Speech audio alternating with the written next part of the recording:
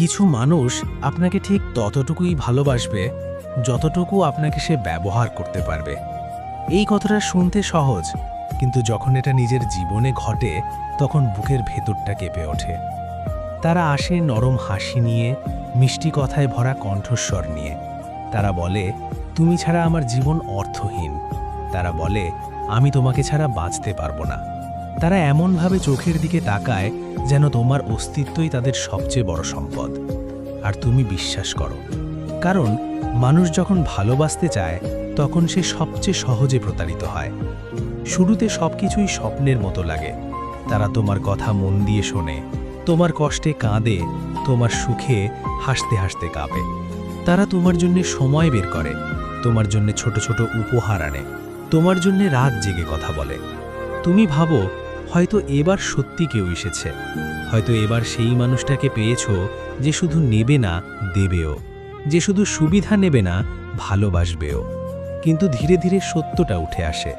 তারা তোমার কাছে আসে যখন তাদের প্রয়োজন হয়, যখন তাদের কেউ কথা বলার দরকার তখন তোমার ফোন বাজে, যখন তাদের টাকার দরকার তখন তোমার দিকে হাত বাড়ায়, যখন তাদের মানসিক সমর্থনের দরকার তখন তোমার কাঁধে মাথা রাখে।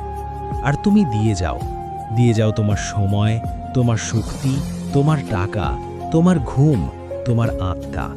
কারণ তুমি ভালোবাসো, আর ভালোবাসার মানুষকে কিছু দিতে পারলে তোমার মনে হয় এটাই জীবনের সবচেয়ে বড় সুখ। তারা তখন তোমাকে আরও বেশি করে প্রশংসা করে, তুমি কত ভালো, তুমি ছাড়া আমি কি করতাম, তুমি আমার জীবনের আলো। এই কথাগুলো শুনে তোমার বুক ভরে যায়।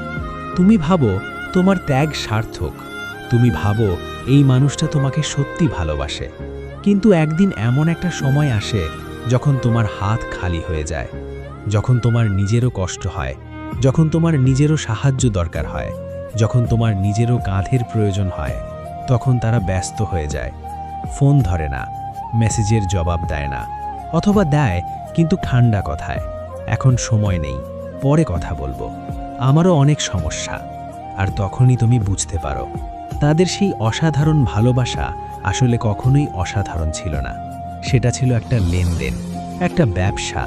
যতদিন তুমি লাভ দিতে পারছো ততদিন তুমি দামি, যতদিন তুমি তাদের জীবনের সমস্যা সমাধান করছো ততদিন তুমি প্রয়োজনীয়। আর যখন তুমি আর কোনো লাভ দিতে পারছো না, যখন তুমি নিজেই ভেঙে পড়েছ, তখন তুমি অদৃশ্য হয়ে যাও।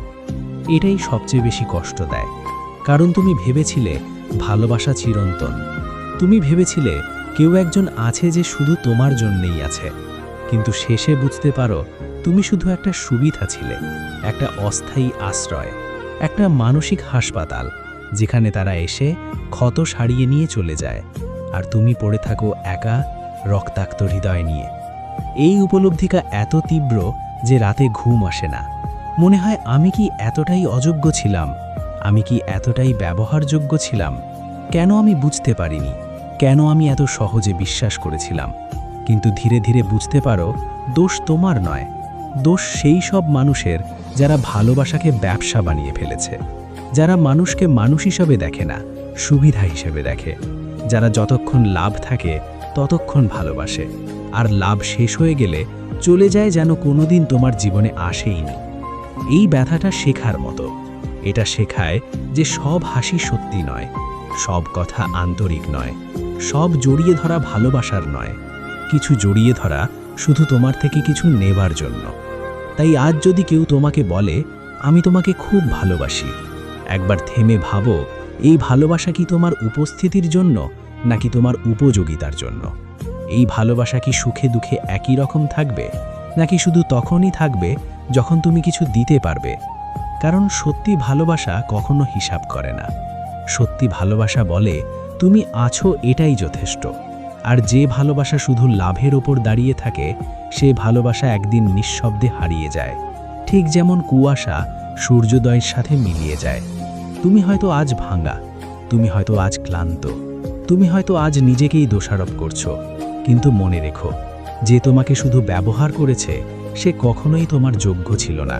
আর যে তোমার যোগ্য, সে একদিন আসবে। সে আসবে না তোমার কাছ থেকে কিছু নেবার জন্য, সে আসবে শুধু তোমাকে ভালোবাসার জন্য। আর তখন তুমি বুঝতে পারবে, সত্যি ভালোবাসা কখনো থেমে যায় না, সত্যি ভালোবাসা কখনো হিসাব করে না। সত্যি ভালোবাসা শুধু থাকে এবং থেকে যায়।